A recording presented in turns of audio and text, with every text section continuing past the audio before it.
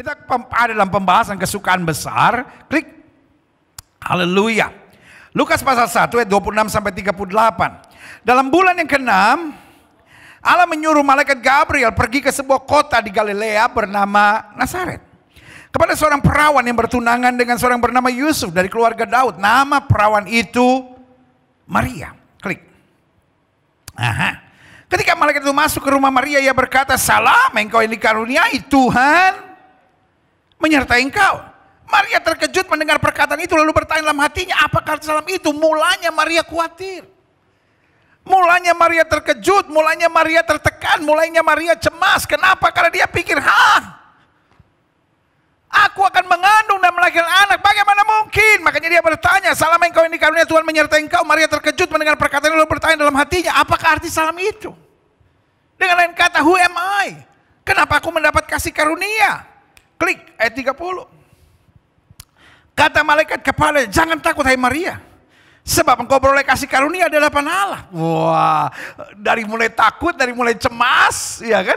Dia mulai pikir, wow, saya mendapat kasih karunia. Wow, haleluya, thank God. Tapi tiba-tiba dia dengar, sesungguhnya, ingat, Maria berusia 15-16 tahun pada saat itu, seorang gadis belia. Dalam bagian lain dalam Alkitab dikatakan anak darah, saudara-saudara. Jadi sekitar 15-16 tahun. Sesungguhnya engkau akan mengandung dan akan melahirkan seorang laki-laki, dan hendaklah engkau menamakan dia Yesus. Saudaraku, kalau Maria sudah menikah 7 tahun dan belum punya anak, tiba-tiba dengar berita itu, dia melompat. Tapi dia usia 15-16 tahun belum menikah, tiba-tiba mendapat berita itu, stres. You know what I mean, right?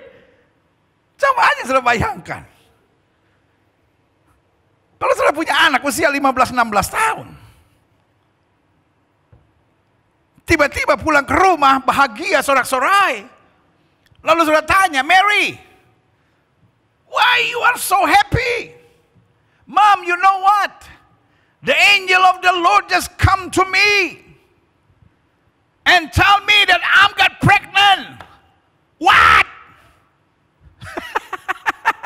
Bu, Pak, engkau kan bilang apa? Malaikat, bukan malaikat. Lu bikin apa sampai hamil?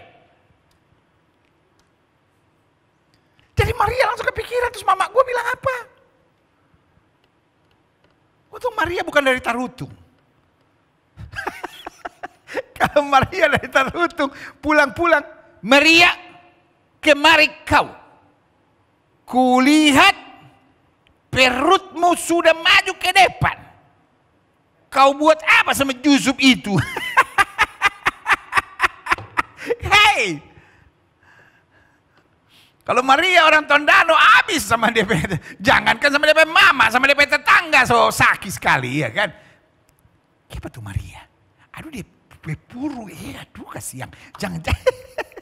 Tahu dong orang Manado, Carlota sekali. Saudara kasih Allah Tuhan. Maria cemas, udah mulai bahagia. Tiba-tiba dia dengar kabar, sesungguhnya engkau akan mengandung dan akan melahirkan seorang laki-laki, dan hendaklah engkau menamakan dia Yesus. Klik. Ia akan menjadi besar, akan disebut anak Allah yang maha tinggi. Ingat ya, dia bukan anaknya Allah, tapi dia akan disebut. Berarti dia Allah sendiri, firman yang menjadi sama dengan manusia. Orang-orang yang gak mengerti suka mengejek kekristenan, berkata, Allahnya orang Kristen beranak. Yang beranak bukan Allah, yang beranak itu Maria. Kok dipelihara, saudara-saudara. Ayat ini menjelaskan posisi Yesus. Dia adalah firman yang menjadi sama dengan manusia, tetapi akan disebut. Be called. Will be called. Akan disebut. Jadi Allah beranak enggak? Enggak. Yang beranak siapa? Maria. Kalau Oon jangan dipelihara, saudara-saudara. On dipelihara, nyerang kekristenan, tahu juga enggak, saudara-saudara, ya kan?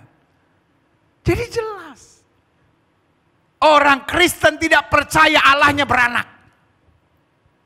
Hello, catat, rekam baik-baik. Orang Kristen tidak percaya Allahnya beranak. Tapi orang Kristen percaya Allahnya dahsyat dan luar biasa, dapat mengosongkan diri menjadi sama dengan manusia, firman-Nya menjadi sama dengan manusia, dan karena kedahsyatan dan kuasanya dia disebut anak Allah yang maha tinggi. Yang setuju berikan tepuk tangan yang meriah buat Tuhan. Haleluya. Dia akan menjadi besar dan akan disebut anak Allah yang maha tinggi. Dan Tuhan Allah akan mengaruniakan kepada tahta Daud bapa leluhurnya, dan ia akan menjadi raja atas kaum keturunan Yakub sampai selama-lamanya, dan kerajaannya tidak akan berkesudahan. Makanya dia disebut raja yang kekal.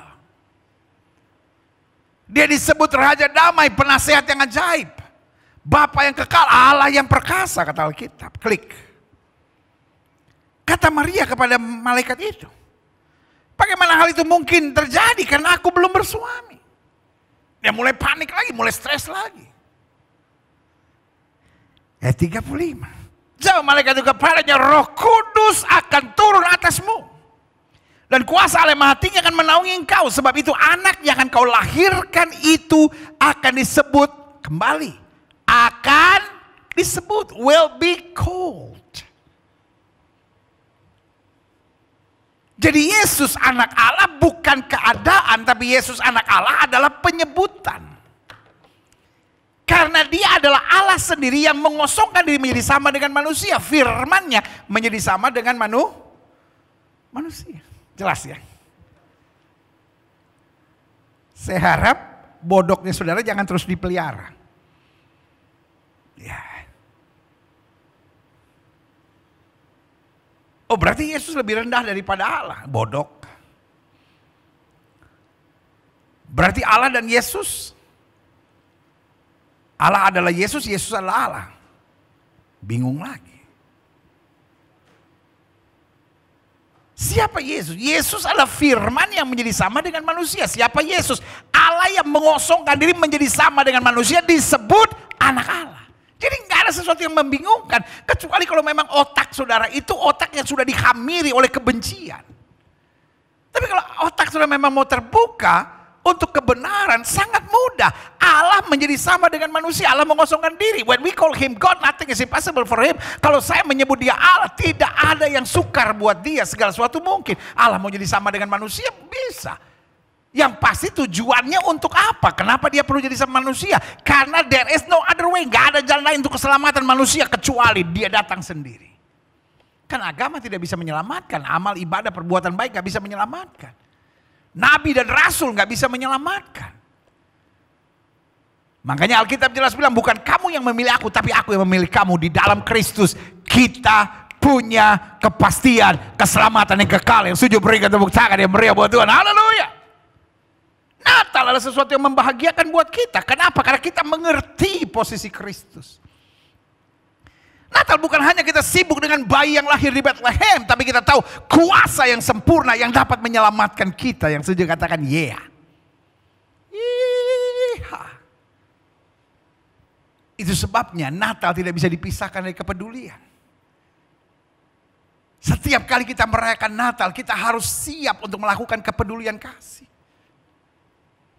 Natal tidak bisa dipisahkan dari pertobatan, sehingga setiap kali kita merayakan Natal, kita harus bertobat sungguh-sungguh. Yang lama sudah berlalu, yang baru sudah terbit. Natal tidak bisa dipisahkan dari kesukaan besar. Kenapa setiap kali Natal kita tahu, saya tidak sendiri, betul saya ada tantangan, betul saya ada pergumulan, tapi saya juga ada Tuhan yang menyertai saya. Dan Natal juga adalah iman, karena dalam Natal kita percaya bahwa dia adalah Allah yang bukan hanya tinggal di sorga, tapi dia menjadi sama dengan saya. Dan karena dia menjadi sama dengan saya, setiap janji-janjinya ya dan amin dalam hidup saya. Haleluya. Natal adalah sesuatu yang dahsyat dan luar biasa. Betul, dalam Natal kita pasang pohon Natal. Tetapi bukan pohon Natal yang menjadi senter dari ibadah Natal kita. Ini hanya hiasan. Sebagai gambaran, karena pohon cemara adalah pohon yang selalu hijau meskipun di musim gugur dan di musim dingin sekalipun, di musim salju sekalipun. Lampu-lampu yang menyala, orang Manado Kote bilang pohon terang. Karena betul hidup kita tadinya gelap terang. Diterangi oleh Kristus. Pohon cemara adalah pohon yang menuju pada satu titik ke atas. Tanda bahwa kita selalu harus memandang Kristus, mencari kerajaannya serta kebenarannya. Semua akan ditambahkan pada kita. Hiasan-hiasan ini, itu mengajar kepada kita. Bahwa hidup kita tadinya sangat menjenuhkan, membosankan. Tapi dalam Kristus kita diberikan karunia, kita diberikan kuasa, kita diberikan berkat. Ada pandangan-pemandangan yang indah, ada hiasan-hiasan yang indah. Kado-kado Natal mengajar kepada kita kado yang terindah. Dosa kita diampuni dan sorga diberi kepastian buat kita. Jadi saudara yang kasih dalam Tuhan. Betul sebagian orang Kristen merayakan Natal dan memasang pohon Natal. Itu hanya sebuah simbol. But Christmas is nothing without Christ.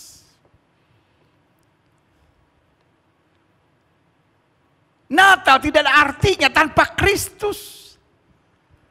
Kalau orang hanya fokus pada beli baju baru, Natal hanya fokus pada perayaannya, saya mau beritahu, you miss the heart of Christmas.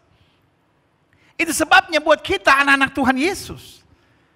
Meskipun kita nggak bisa ke gereja, meskipun ada pandemi, itu tidak mengurangi sukacita dan kebanggaan Natal kita. Karena Natal mengajar kepada kita kedahsyatan Allah yang luar biasa. Makanya Gereja Bethel Indonesia Global Fellowship Center meskipun pandemi ini,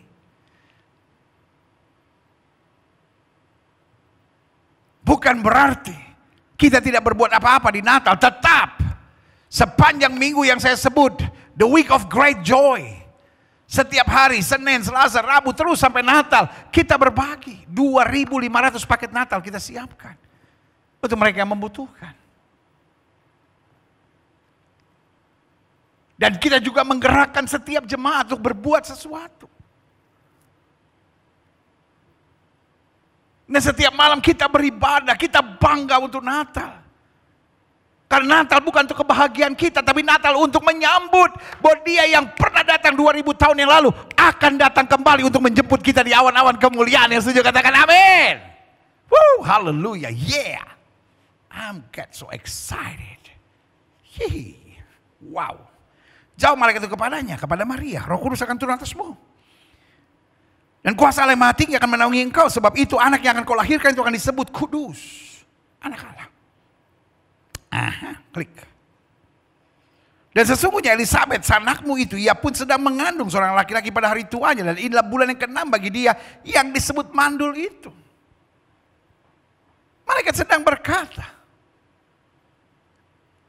Elisabeth yang disebut mandul dalam persiapan Natal ini juga menerima berkat yang luar biasa. Yang katanya mustahil tidak punya anak, tetapi Natal mengajar ada kedahsyatan Tuhan yang luar biasa akan terjadi. Salah satu berita Natal yang banyak dilupakan orang yaitu ayat ke-37, sebab ayo sama-sama. Ayo, di rumah kan saya udah bilang kan ibadah ini ibadah interaktif. Tuh, ayo semua sama-sama. Termasuk saudara-saudara yang berkebutuhan khusus, yang mengikutinya melalui sign language, ya kan? Setiap tunarungu, ini juga hari Natal yang luar biasa buat setiap saudara. Saya bangga mendapat kabar dari rekan-rekan tunarungu bahwa program dari lawatan Allah di rumah masing-masing bersama dengan Gereja Bethel Indonesia Global Fellowship Center juga memberkati saudara. Saya memuji Tuhan. Ayo sama-sama dengan gaya bahasa saudara, kawan-kawan yang berkebutuhan khusus, yang tunarungu, ayo dengan bahasa sign language saudara, dan saudara-saudara yang biasa, ayo sama-sama. Ayat 37 kita baca sama-sama ya di rumah masing-masing sama-sama. 1, 2, 3. Sebab bagi Allah, haleluya. Ayo sekali lagi sama-sama bilang sebab. Ayo dong, ini kan kita mau merayakan Natal, lebih semangat dong. Ayo sama-sama. Sebab Bagi Allah tidak ada yang mustahil. Wow, berikan tepuk tangan yang meriah buat Tuhan. Haleluya. Yeah.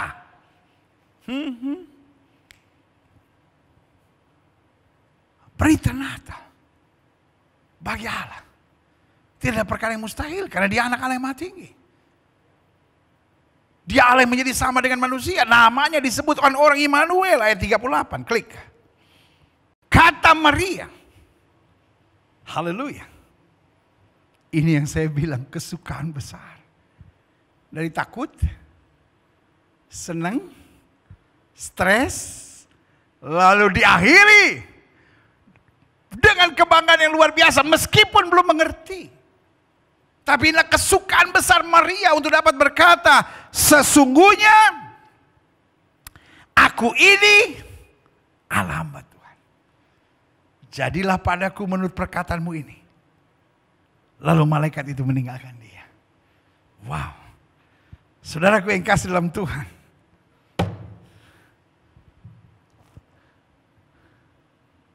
Saya baca pernyataan Maria ini. Air mata saya mengalir. Saya bisa membayangkan situasi yang sangat mencengangkan pada saat itu. Dan dia mulai panik. Tapi kemudian dia senang. Karena aku mendapat kasih karunia di hadapan Tuhan. Tapi aku akan mengandung dan melahirkan anak. Aku bilang bagaimana mungkin sebab aku belum bersuami. Karena roh Tuhan menaungi. Betul dia belum bisa mengerti. Betul dia pikir nanti bagaimana Yusuf. Bagaimana orang tuaku, bagaimana teman-temanku, bagaimana kehidupanku selanjutnya. Tetapi saudaraku yang kasih dalam Tuhan, iman menghadirkan sukacita yang dahsyat. Amin. Kesukaan bukan berarti saya tidak menghadapi tantangan. Mungkin sudah menatap saya dan berkata, pendeta, mungkin pendeta boleh ngalamin kesukaan besar, tapi saya tidak. Saya ada masalah di keluarga. Mungkin sudah menatap saya dan berkata, salah seorang dari keluarga kami meninggal karena COVID. Sebagian sudah lagi menatap saya dan berkata, orang tua saya pendeta diberhentikan dalam pekerjaan karena situasi pandemi hari-hari ini. Sebagian sudah berkata, kami sedang dalam kesulitan ekonomi. Lepas dari apapun, Maria dalam berbagai tekanannya memiliki kesukaan besar. Dan biarlah Natal ini seperti Maria, setiap kita dapat berkata, sesungguhnya aku ini adalah hamba Tuhan. Amin. Kesukaan besar kita bahwa Tuhan yang dahsyat, Tuhan yang sempurna, Tuhan yang luar biasa, Tuhan Raja yang kekal mau memilih kita menjadi hamba-hamba Tuhan. Ya, tapi kan saya kan gak khotbah pendeta, saya kan gak main pujian, saya kan gak main musik di gereja. Hamba Tuhan bukan orang yang terlibat dalam pelayanan gereja saja. Ada banyak orang yang terlibat dalam pelayanan gereja, belum tentu dia hamba Tuhan. Ada banyak guru sekolah minggu tapi berselingkuh, berzina, pacaran, lakukan hubungan seks sebelum nikah. Itu saya beri nama bukan hamba Tuhan. Itu saya sebut kambing yang berbulu domba. Kalau orang pelayanan tapi ujung-ujungnya hanya mencari kesenangan sesaat. Orang pelayanan tapi selingkuh. Orang pelayanan tapi tetap narkoba. Orang pelayanan tetapi tetap lakukan hubungan seks sebelum nikah. Orang pelayanan tapi ganggu istri orang, ganggu suami orang. Saya beri nama kambing berbulu domba. Untung saya nggak bilang serigala berbulu domba, cuma kambing, saudara.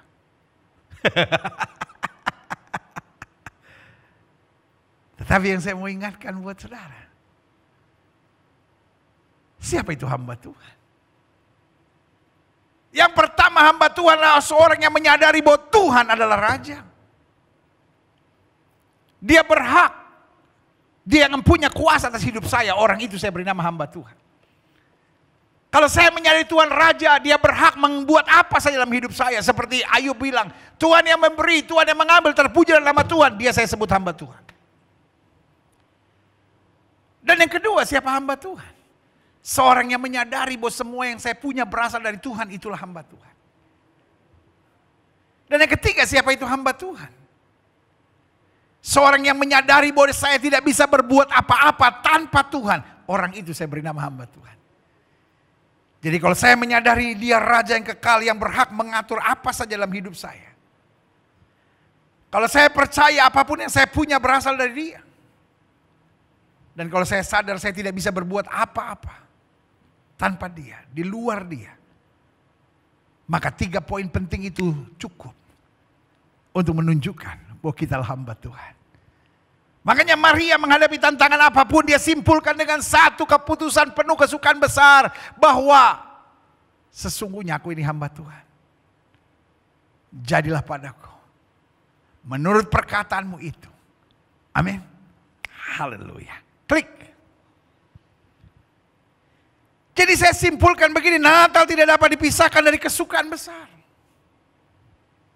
Apakah ada orang yang merayakan Natal dengan air mata? Ada. Apakah ada orang merayakan Natal ditinggalkan suaminya? Ada.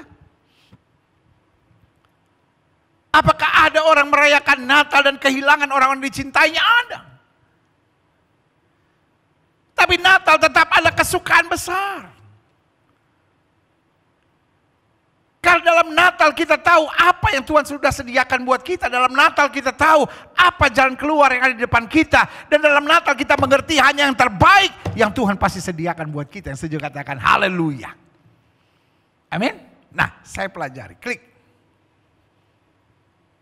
Orang yang merayakan Natal adalah orang yang bersuka.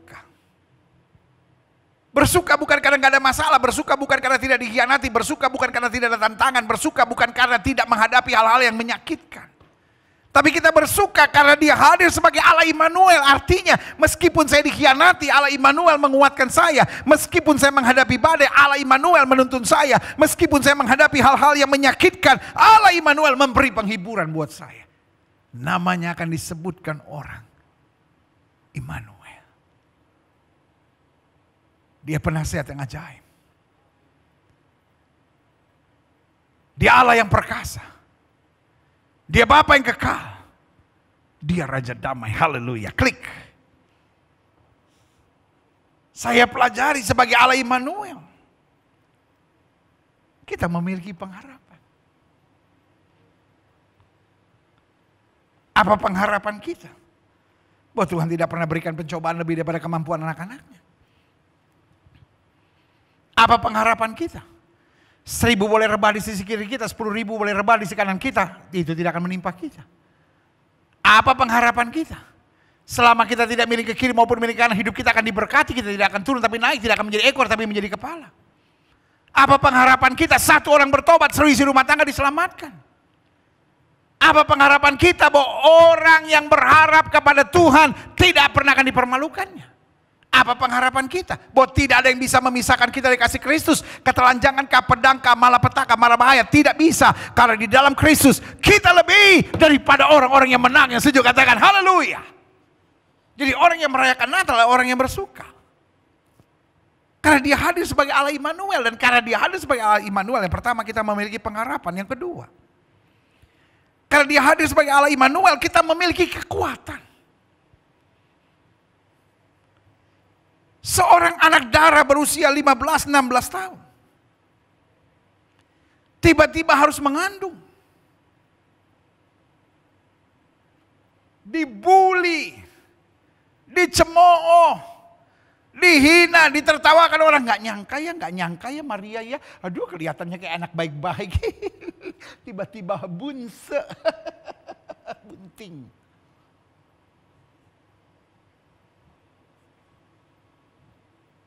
Mungkin itulah salah satunya kenapa dia pergi ke rumah Elizabeth, saudaranya.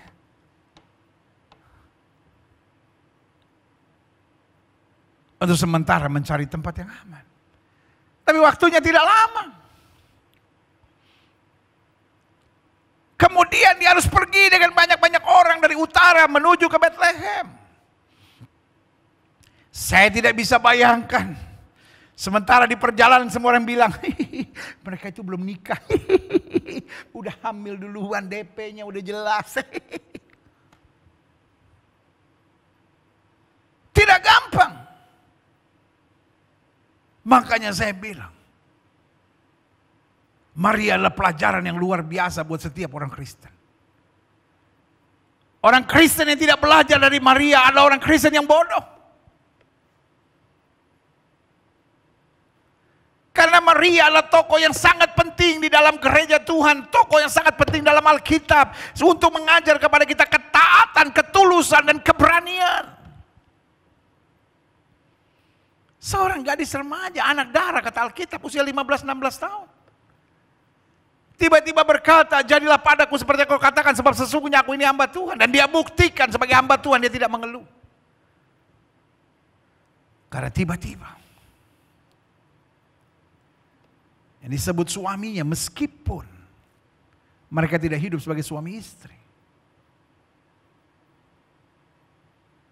memerintahkan dia, menurut Kaisar Agustus, aku harus ke Bethlehem. Untuk Maria bukan tipe wanita cerewet seperti hari-hari ini. Kalau Maria tipikal wanita cerewet yang komplain terus, akan berkata, aduh gak mau, aku kamu pergi aja sendiri. Bilang aja aku lagi hamil, susah. Terus mau tinggal di mana, mau tinggal di mana, mau tinggal di mana. Kita kan gak punya saudara. Ada ibu-ibu sekarang cerewetnya, aduh. Mulutmu dipakai setan untuk menciptakan banyak persoalan. Bu, bertobat bu. Natal tahun ini, lalu menjadi Natal di mana kita berkata, aku ini hamba Tuhan, aku harus jadi istri yang baik. Pak, jangan jadi laki-laki yang kasar pak. Jangan laki-laki yang liar pak. Jadi laki-laki yang berkata, sesungguhnya aku ini hamba Tuhan. Aku mau hidup dalam jalan-jalan Tuhan. Haleluya. Natal tahun ini, Natal di tengah pandemi, saya berdoa supaya menjadi Natal yang terbaik dalam hidup kita. Natal di mana kita sungguh-sungguh melekat pada Tuhan. Natal di mana kita belajar dari Maria bahwa sesungguhnya aku ini adalah hamba Tuhan. Jadilah padaku seperti yang kau katakan. Ya. Haleluya. Haleluya. Haleluya. Tidak mudah buat Maria. Dan sudah jalan begitu jauh sampai Bethlehem.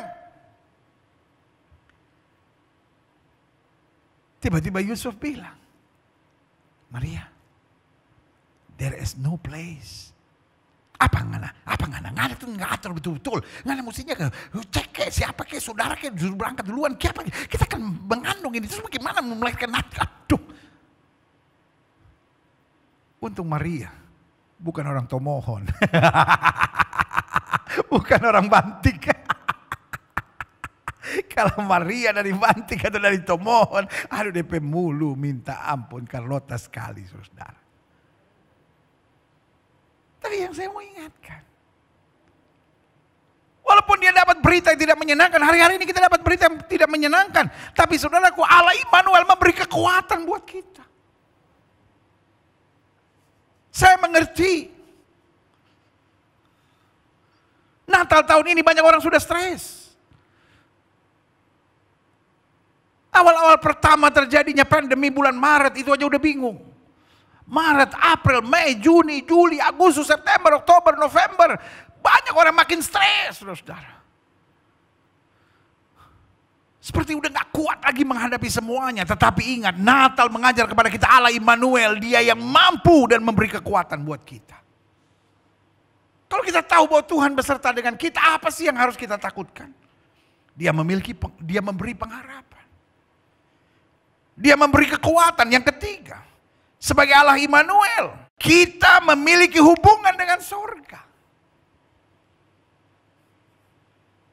Makanya Alkitab bilang, satu orang bertobat, seluruh isi surga bertempik sorak. Artinya, Natal mengajar kepada kita bahwa kita tidak sendiri di muka bumi. Dan Tuhan sendirian di surga.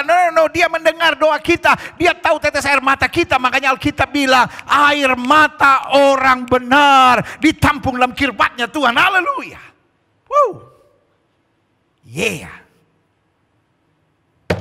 Natal mengajar kepada kita. Waktu saya lipat tangan, saya berbisik kepada Tuhan. Sorga mendengarnya. Siapa yang hadir dalam hidup Maria? Malaikat di sorga. Siapa yang hadir dalam hidup Yusuf waktu Yusuf bingung? Malaikat di sorga. Siapa yang hadir di hadapan orang-orang Majus ketika mereka diancam dan bahkan mereka mau dicelakakan oleh Herodes? Malaikat Tuhan. Dan siapa yang memberi penghiburan buat gembala-gembala di padang ketika mereka ketakutan? Malaikat Tuhan.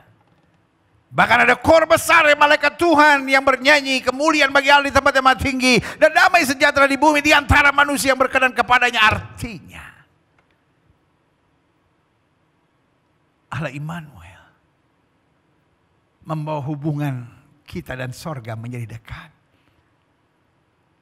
Sorga mengerti tetesan air matamu. Dan kalau sorga mengerti, bukan berarti sorga hanya diam. Tapi sorga akan mengirim pasukan malaikatnya sehingga kita dapat berkata, aku dijaga, aku dipelihara seperti biji matanya. Betul, hidup kadangkala penuh air mata. Tapi jangan menangis seperti kita bukan orang-orang yang percaya pada Yesus. Tapi kalaupun kita harus menangis, kita tetap percaya sebagai warga kerajaan sorga, kita akan diselamatkan dan tidak pernah Tuhan berikan pencobaan lebih daripada kemampuan anak-anaknya. Karena sorga punya meter yang jelas. Dan tepat pada waktunya, bala tentara sorga akan mengirim bantuannya yang luar biasa, yang setuju katakan amin. Selanjutnya, orang yang merayakan Natal adalah orang yang bersuka karena dia hadir sebagai Allah Immanuel. Berarti kita memiliki pengharapan, kita memiliki kekuatan, kita memiliki hubungan dengan sorga, dan kita memiliki penolong. Hidup Kristen bukan gak ada masalah, hidup Kristen bukan gak ada persoalan, tapi hidup Kristen gak ada stres. Kenapa gak ada stres? Untuk hal-hal yang kita gak bisa, untuk hal-hal yang kita gak sanggup, untuk hal-hal yang kita gak mengerti, untuk hal-hal yang kita gak kuat, serahkan pada Tuhan. Yesus bilang apa? Mari kamu yang letih lesu dan berbeban berat, aku akan beri kelegaan kepadamu.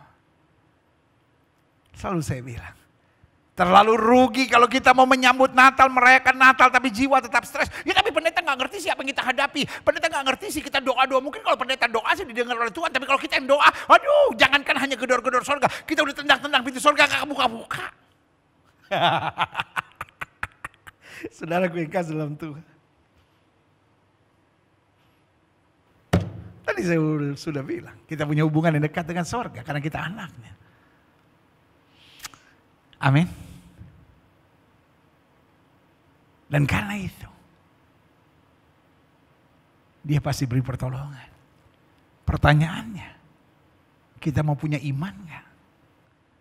Pertanyaannya, kita mau berserah gak? Natal tanpa iman hanya menjadikan itu perayaan biasa. Tapi Natal dengan iman akan menuntun kita pada perubahan dan kemuliaan yang sempurna. Natal saatnya kita mempertanyakan, sudahkah saya punya iman? Iman untuk meyakini bahwa Tuhan pasti tolong. Iman untuk meyakini bahwa saya tidak perlu khawatir. Iman untuk meyakini bahwa saya tidak perlu balas yang jahat dengan yang jahat. Iman untuk saya meyakini saya harus mengampuni. Dan saya harus hidup dengan keyakinan bahwa Dia tidak pernah mempermalukan orang yang berharap kepadanya. Yang setuju katakan haleluya. Klik. Saya simpulkan Maria mendapat kesukaan besar. Satu, kesukaan besar yang tidak terlepas dari masalah dan persoalan. Masalah dan persoalan tidak boleh membunuh iman kita. Masalah dan persoalan tidak boleh membunuh kasih kita kepada orang lain. Masalah dan persoalan tidak boleh membunuh semangat kita untuk berbagi dan jadi berkat. Masalah dan persoalan tidak boleh membunuh semangat kita untuk mengabarkan Injil. Mentuntaskan amanat agung, jangan berkata, ya bagaimana saya bisa mengabarkan Injil pendeta, saya juga lagi ada masalah. Saudara yang kasih dalam Tuhan, Maria mendapat kesukaan besar meskipun di tengah masalah dan persoalan. Jadi apapun masalah dan persoalan kita, tetap menginjil, tetap mengabarkan Injil, tetap bersaksi, tetap menjadi pelaku firman, tetap hidup dalam kekudusan, tetap jadi berkat buat orang lain. Tetap jangan balas yang jahat dengan yang jahat. Makanya Yusuf belajar, Yusuf bilang apa? Manusia boleh mereka-rekakan yang jahat, Allah mereka-rekakannya untuk kebaikan. Orang-orang Majus tidak membalas untuk menjahati Herodes. Orang-orang Majus tetap dalam tuntunan Roh Kudus untuk hidup dalam kasih yang sempurna. Dan dengan ketaatan yang Tuhan kehendaki. Jadi ingat, Maria mendapat kesukaan besar yang tidak terlepas dari masalah dan persoalan. Maria mendapat kesukaan besar yang nilainya ada pada iman dan pengalaman rohani. Dunia bicara tentang kesukaan untuk segala sesuatu yang fasilitas dunia berikan. Ada uang, doa-doa saya terjawab, baru saya bersuka cita. Tetapi ketika Maria berkata, jadilah padaku seperti yang kau katakan, sebab sesungguhnya aku ini hamba Tuhan, itulah iman dan pengalaman rohani. Daud bilang apa? Daud bilang, hambamu ini biasa mengembalakan kambing domba kawanan ayahnya. Setiap kali kulihat binatang buas, ku tangkap jenggotnya, ku robek mulutnya. Kenapa dia tidak gentar dengan Goliat? Karena iman dan pengalaman rohaninya menciptakan kebanggaan, iman dan pengalaman rohaninya menciptakan kedewasaan, iman dan pengalaman rohaninya menciptakan kekuatan, iman dan pengalaman rohaninya menciptakan kesukaan besar dalam hidupnya. Haleluya. Kalaupun saudara belum mendapatkan seperti yang kau harapkan Natal tahun ini, tetap harus menjadi Natal yang penuh kesukaan besar, karena Dia Allah Immanuel. Iman dan pengalaman rohani kita menceritakan bahwa tidak pernah sekalipun orang yang berharap kepada Tuhan dipermalukan dan dibiarkannya. Haleluya. Yang ketiga, Maria mendapat kesukaan besar. Kesukaan besar yang berbeda dari apa yang dunia janjikan tentang kesenangan. Ya kan? Kesenangan dunia senang sekarang, lalu kemudian sedih. Karena kesenangan dunia sifatnya selalu menurun. Ya.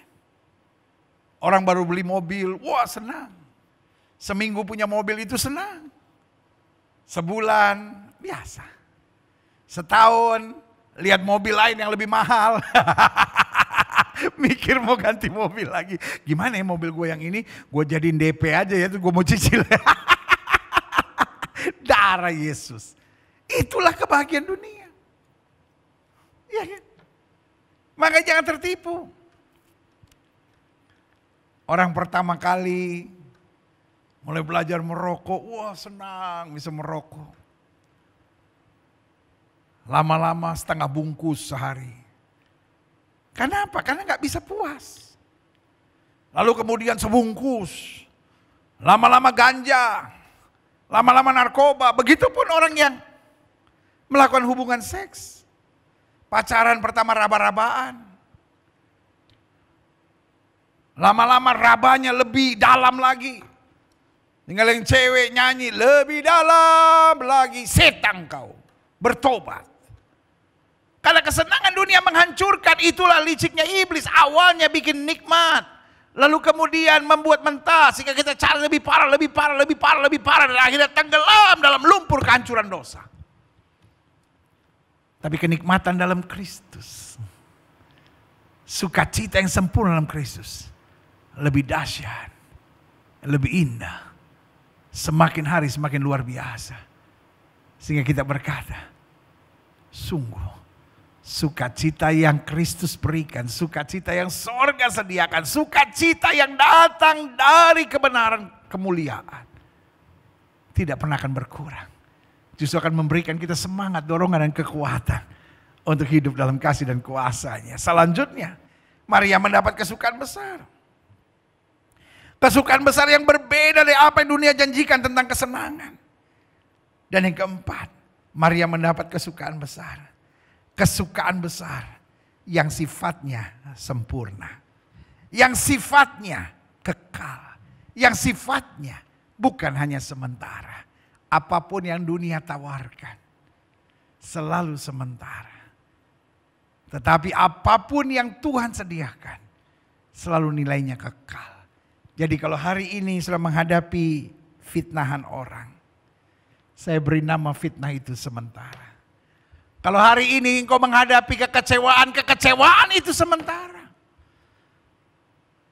Kalau hari ini kau ditipu, hari ini kau disakiti, hari ini kau dicurangi, saya beri nama semuanya itu sifatnya sementara.